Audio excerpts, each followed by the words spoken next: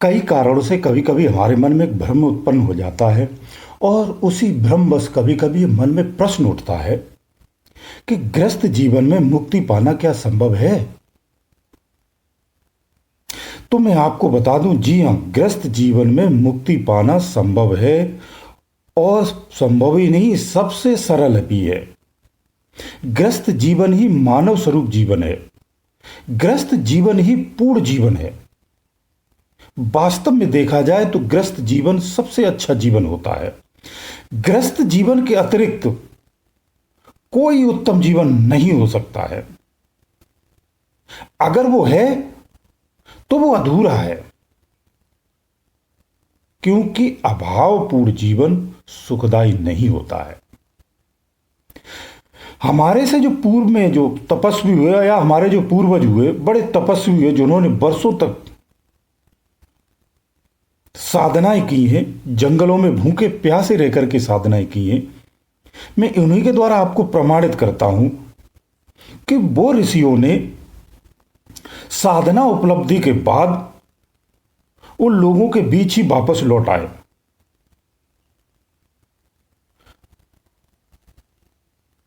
और आकर के उन्होंने समाज का कल्याण भी किया और शुभ संदेश भी दिए हैं। लेकिन वो ऋषि मुनि उस अवस्था में जब वो गए थे तो एक खोज में गए थे। वो एक अवस्था और समय और कल्प अलग था। लेकिन कुछ लोग इसी पुरानी पद्धति को अपनाते हुए वर्तमान में भी गृह त्याग का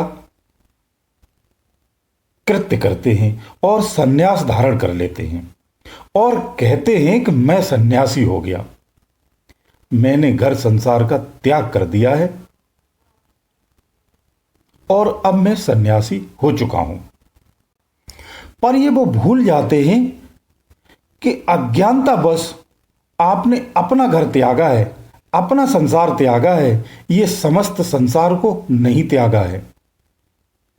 अभी आप संसार में ही हैं। अपना घर त्याग करके कहां हैं? संसार में ही तो हैं और अन्य लोगों के बीच रह रहे हो और किसी ग्रस्त के घर की ही रोटियां मजे से तोड़ रहे हो। ये उसकी अज्ञानता रहती है। संत होकर भी भोजन में आप स्वाद देखते हो, वस्त्रों में श्रृंगार देखते हो। आपने गृह त्याग कर दिया, सन्यासी हो गए आप आपके लक्षण देखिए। बिस्तर में आराम देखते हो, बाड़ी में संवाद देखते हो, संत बनकर के मान देखते हो, लोगों से सम्मान देखते हो, संत होकर भी इच्छाएं भी रखते हो, इच्छाओं की पूर्ति करने की कामना भी रखते हो, बड़े बड़े भाव रखते हो, अपने पराये का भी भाव रखते हो, ज्ञानी होने का अहम भी रखते हो, संत होने का अभिमान भी रखते हो, संत होकर भी स्वार्थ हृदय में बसा कर रखते हो, स्वार्थ बस भी जीते हो। गृह त्याग से क्या आपको रोटी की जरूरत नहीं पड़ेगी? मुझे इतना बता दीजिए, क्या आपको वस्त्रों की जरूरत नहीं पड़ेगी? कभी भी अभाव में साधना नहीं हो सकती है, संभव ही नहीं है। जब तक ये शरीर है तब तक जरूरतें रहेंगी, इच्छाएं रहेंगी, ये मन बोलता रहेगा, ये मन चलता रहेगा, ये मन कुछ न कुछ कहता रहेगा और आपसे करवाता रहेगा। तो गृह त्याग तो ये सब आडंबर ही हुआ ना, ये भेष रखना आडंबर ही हुआ ना। तो गृह त्याग कायरता है, जिम्मेदारी से भागना है। अपने बाल बच्चे त्याग करके दूसरे बाल बच्चे के हिस्से की रोटी खा रहे हैं, ये तो पूर्वज से भी ज्यादा बड़ा अन्याय हुआ। यहां आप स्वयं को दोषपूर्ण बना रहे हैं, क्योंकि किसी ग्रस्त के घर की रोटी तोड़ते हो, ये तो स्पष्ट हो जाता है, और आप अपनी जिम्मेदारियों को छोड़ते हो तो कायर भी साबित हो जाते हो। आप अपनी जिम्मेदारियां छोड़कर भाग खड़े हुए हो, क्योंकि यह साबित होता है कि आप में सांसारिक संघर्ष करने का या सांसारिक संघर्ष का सामना करने का सामर्थ्य नहीं है। इसलिए ही आपने घर को त्यागा है। जिसने संघर्ष का सामना नहीं कर पाया या सांसारिक संघर्षों का सामना करने का सामर्थ्य नहीं है, आप एक चीज निश्चित कर लेना, कंफर्म कर लेना, याद रखना, निश्चित रूप से वो भजन भी नहीं कर सकता है। वो कठिन साधनाएं तो छोड़िए, साधारण साधनाएं भी नहीं कर सकता है। और जब साधनाएं नहीं कर सकता है तो आध्यात्मिक उपलब्धियों का तो सवाल ही नहीं उठता है। तो ऐसा व्यक्ति ना ही समाज में किसी का भला कर सकता है, क्योंकि वो स्वयं का भी भला नहीं कर सकता है, वो उसके लिए भी सक्षम नहीं है, तो अन्य का क्या करेगा।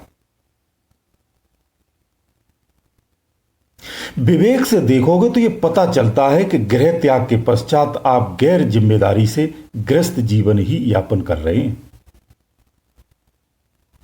संसार का हर प्राणी ग्रस्त जीवन ही जीता है, वो चाहे किसी अवस्था में रहता हो, लेकिन सांसारिक जीवन ही जीता है। क्योंकि मनुष्य एक सांसारिक प्राणी है, वो संसार में रहता है। जब तक ये शरीर है तो आपको सांसारिक रूप से ही जीना पड़ेगा। इस सच्चाई को आप झुटला नहीं सकते हैं। इस संसार की बुराइयों से बचकर जीना वो साधुवाद होता है, या साधु भाव होता है, या साधु जीवन होता है, वो एक अलग बात है। सांसारिक जीवन जो होता है वो संघर्षों से भरा जीवन होता है। ग्रस्त जो जीवन होता है वो संघर्षों से भरा हुआ जीवन होता है। ग्रस्त जीवन एक ऐसा जीवन है जहां हर रोज कुआं खोद करके पानी पीना होता है और प्यास बुझानी होती है। पर विडंबना यह है कि मरते दम तक प्यास नहीं बुझती है। इसी को हम संसार कहते हैं या सांसारिक जीवन कहते हैं।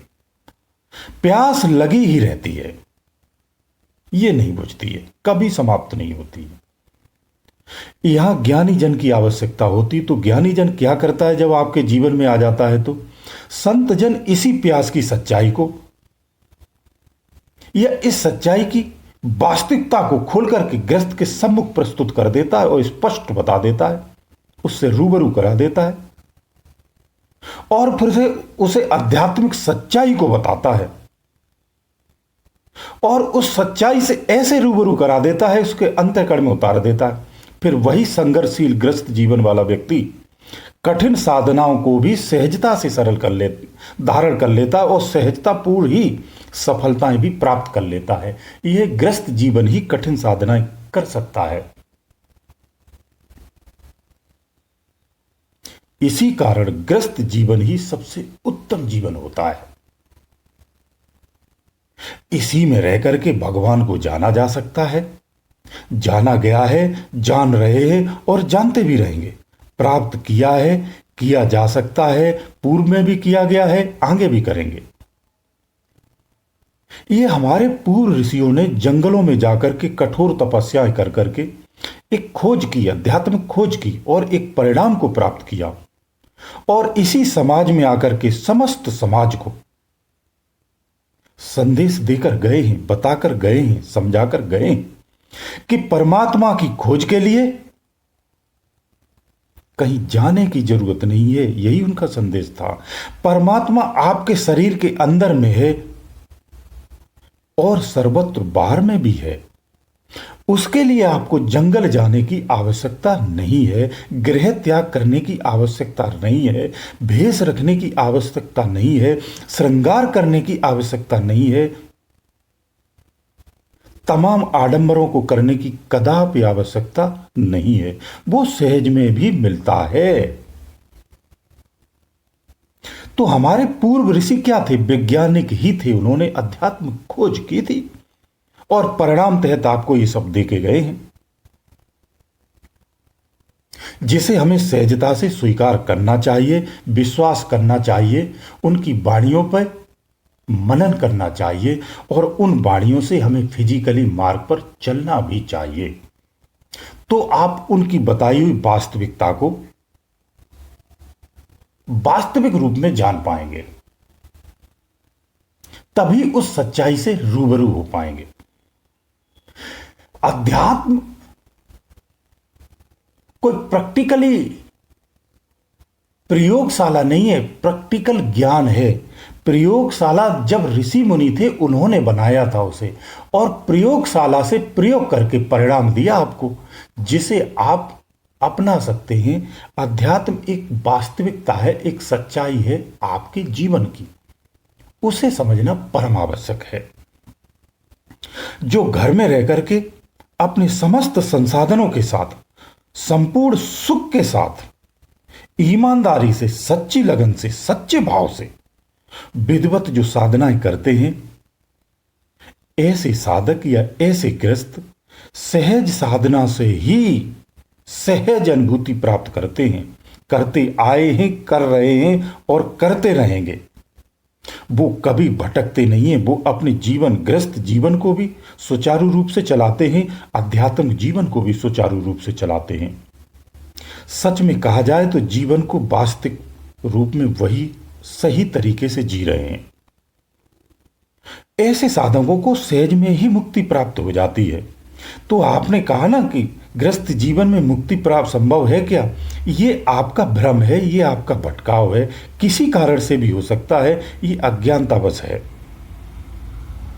तो गृहस्थ जीवन में ही मुक्ति 100% संभव है, दूसरे आश्रमों में या दूसरी युक्तियों से संभव नहीं भी हो सकता है, ये क्वेश्चन मार्क लग जाता है। लेकिन गृहस्थ जीवन में 100% मुक्ति संभव है, परम तत्व की प्राप्ति संभव है, उस परमात्मा से परिचय होना संभव है, अपनी वास्तविकता को जानना संभव है। गृहस्थ जीवन में ही आप अध्यात्म की समस्त प्रकार की उपलब्धियों को प्राप्त करने के अधिकारी हैं, सक्षम हैं, उत्तम हैं। तो ऐसी सफलताएं पहले से मिलती आई हैं, आज भी मिल रही हैं और आगे भी मिलती रहेंगी। यही मार्ग सर्वोत्तम है, इसलिए गृहस्थ जीवन को ही अपनाना चाहिए, नियम और संयम के साथ। गुरुदेव दयालु।